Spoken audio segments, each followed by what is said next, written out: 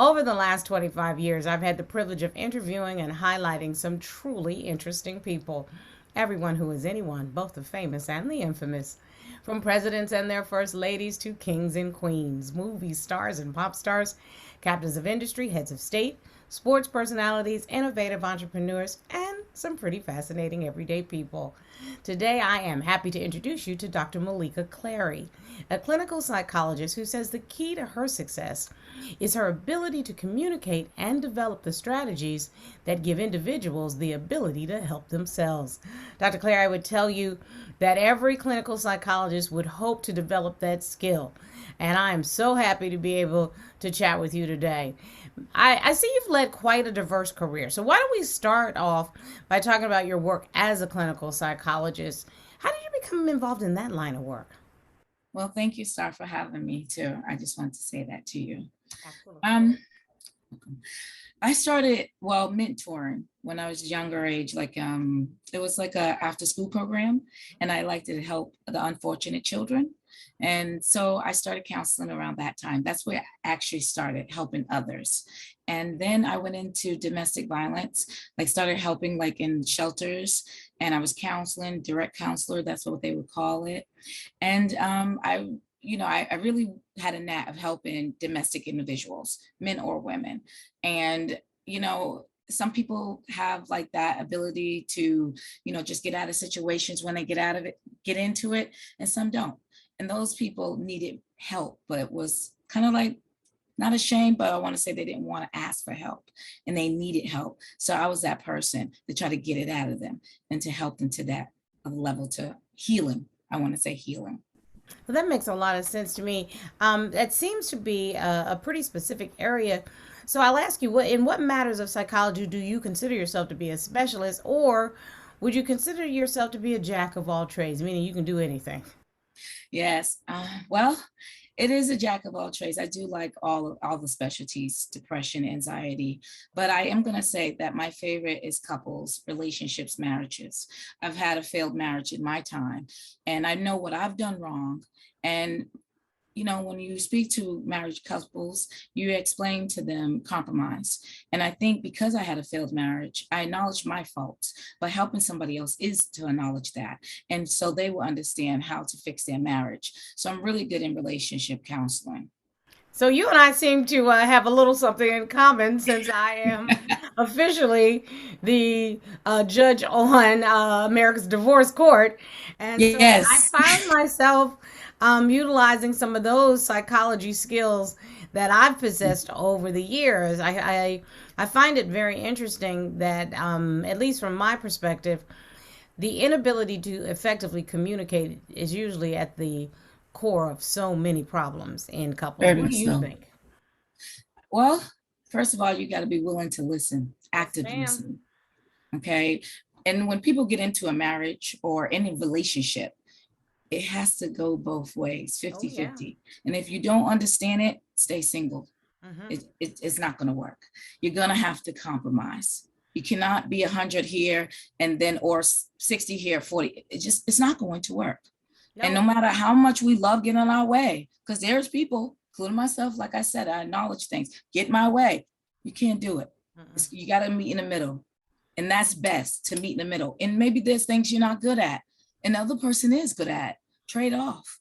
Let that person do it. That's fine. I don't like taking out trash. You can take it out. Right. But I like cooking. Or if you like cooking and I like taking out trash, then fine, switch. I Absolutely. mean, it's little tedious things like that, but it becomes bigger and it escalates to being something that would destroy a marriage. And learn to get out of your own way. Sometimes people self sabotage, they just don't want to be Right? happy. That's right. So, Surrounding yourself with positivity is very important as well. and ridding yourself of toxicity, okay? That's right. Surrounded with positivity and ridding yourself of toxicity. If that's That's not a right. word for today, I don't know what is. And I know community service is very important to you because Very. of just the work that you do. You already talked to me a little bit about your work with those involved in domestic violence as Yes. victims. But how do you think you give back to others in addition to that work? I do pro bono work. Uh huh. So that's one thing I do. I think saving a mind is more than money. You better And to believe it. me, I mean, I know people say, oh, how are you going to live? God will find. I'm religious, so, and I'm working in progress. So I'm not perfect. So it's not like that. But what I am going to say, I will find a means. I'm okay with that. But helping one person, that's what it's important to me. Mental health is something that you need. You need to be healthy in that area. You're not going to be able to be a mom or be a dad or work, or there's nothing if your mind is not right. So that's where my strength is helping. That's how I get back to others. There's no financial burden right there. Just ask for help. As a person of color working in the mental health area, you have to recognize what is often a pink elephant in the room. The communities of color don't like to talk about mental illness. Well, when you have somebody that's like, well, if I seek counseling, they may think the word crazy. You know what I mean? So nobody wants to be labeled as a dysfunctional individual. And I'm like, well, everyone needs counseling. I mean, healthy counseling is just talking to somebody. You're talking to a friend, for example, and you're telling your story. Well, your friend may don't have the expertise in that area, and they're going to stay your friend. So they're going to side with you. You talk to somebody who's unbiased and about your situation. That's a key. And it's not just talking about a relationship. You could talk about about finances.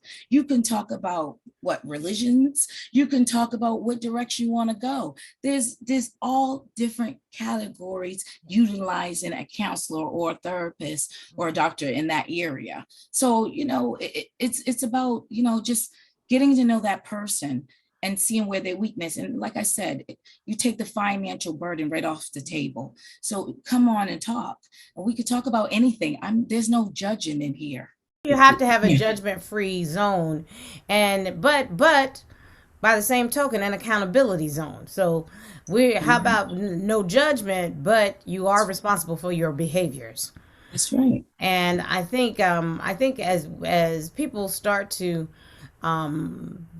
define themselves with their own narrative and get healthy physically and emotionally, I think you'll see some changes. But until then, we're gonna need a whole lot of work with you. That's right. A whole lot of work with you. And that's okay, because sometimes you don't know how to I want to say connect the dots. See, I don't go through just the surface. See, some of that problematic issues is before the relationship. And if you don't get that right, your relationship is not going to work out. 100%. If you don't bring a whole complete human being to any situation, the situation is fraught with danger. And that's a new work environment, that's a school environment, that's a relationship. It does not matter, because every interaction is in some way a relationship. That's right. And you and I have lots and lots of same opinions, I'll tell you. I want to know a little bit more about your family. What role does and has your family played in your success? Oh my. Well, for one, they're very supportive. I mean, we pray together, we stay together. It's like that metaphor. And they're not perfect. Well, I call my children, but I got 2 adult children. And I got 1 child that's 14. And they try to do as much as they can. One thing about me, I am a parent, a mother first before I'm a doctor. And sometimes I have to put that psychologist hat down and say, okay, let me relate to you as a mother. You know what I mean? And so, but then there's sometimes they call it. I have to put that hat right back on and say, wait a minute, I can't side with you on that because you're not being fair. So I play all rules. I mean, play all hats. And my children, they're definitely there for me, and they've helped me with so many things. I mean, I could not be no blessed with the children I have. God gave me the right ones. Yeah, it's so interesting that you say you play all kinds of roles, because in addition to being a psychologist, You also have experience as a singer and an actress and a director. I call you my Renaissance woman today. So tell me a little bit about your beginnings in that entertainment world. Oh, my. Yes, I do. Thank you so much for that introduction. Well, years ago, I played a part, Harriet Tubman, and my director at that time, it was a school play. She thought I had potential in that area, sent me on my way and told me to go, you know, audition for this drama with no voice, and I did. I liked it. It was fun. As a 13-year-old, it was like, wow, this is cool. And I started then, and I went and started modeling and acting in different, it might be like shows or talent shows and stuff like that. And so at that time, I loved it with a passion, and I love entertainment, but I did stop. I stopped because at that time I realized there was people that was attacking me sexually. And so I didn't want to get there that way. So I ended up leaving Mm. and said, no, I'm good. I love it. I do. And I ended up going into being a college professor in criminal justice. But I always implemented acting, role play, because I did. Mhm. I always felt like maybe I should have did, but you know what? God works in mysterious ways. So I come back to it about maybe 15 years later because something in my life personal was happening to me. As I said, I went through a divorce, and unfortunately a person was it's just he's a lawyer, and so I got caught up in a little bit of good old boy network. I have to say that. And because I'm not a lawyer, but I know the law, and I have hats on that too. So I end up going to jail for allowing my son to be baptized, which that's not in my divorce decree. And plus, a person has a right. You have no right to take that one person. Anyway, when you're religious, it's a good thing that a child wants to be baptized instead of you telling them to do it. They wanted to. Two of my children at that time wanted to be baptized, and they did. We went to church. It was a free thing. Long story short, end up, I guess, a control situation. It was told to a judge, and I was going to go to jail for allowing my son to be baptized, which nothing in my divorce decree said that you can't do that. And within 24 hours, I was supposed to go report, that week, I was going to report to go to jail for 24 hours. And so I end up protesting. And I filed a tort claim against the judge that said he was going to do that because there were some other things that he did that wasn't really. Now, I know he had immunity, but I still filed it. So, but he recused himself in 24 hours after that was done, after the protesting for 2 days. I want to say about 2 days. And he recused himself. And guess what? I didn't go to jail. It was moot because I received a special judge. So after that, I went into YouTube videos to tell my story and started trying to help other people, because I know when you use the system against somebody personal, instead of being, straight about, hey, it's just a divorce. They don't care if he's a lawyer. I mean, it shouldn't be like that. Okay, I'm still a person that has rights. Right there, I opened a door to going back to acting. And a friend of mine said, hey, why don't you go to New York and apply for these gigs? So I did. I got them. Then I started applying for different gigs like Greenleaf, an Oprah show that I appear on there, and Resident. And it went on. And then I decided and said, since I've been writing this book, I thought it was going to be a book right off the bat. Since 2012 about my movie, Three Corners of Deception, at that time, I decided I want to put a movie together. Oh, good for you. Wonderful. So I was right. Renaissance woman. You're trying all kinds of different. You're trying all kinds of different things. Listen, I don't believe that one should be put in a box. I think if you have skill and talent and opportunity, go for it as much as you can. So I guess that just leads me to the question: where do you see yourself growing from at this point? Do you see yourself making a choice between entertainment and psychology, or continuing to get the best of both worlds? I want to continue to get the best of both worlds, because in the entertainment industry, you have a voice, you have a story, you can create it and you can tell it. And that right there changes people. I mean, you got that vision. When people have that vision of things that they see, they're like, well, you know what?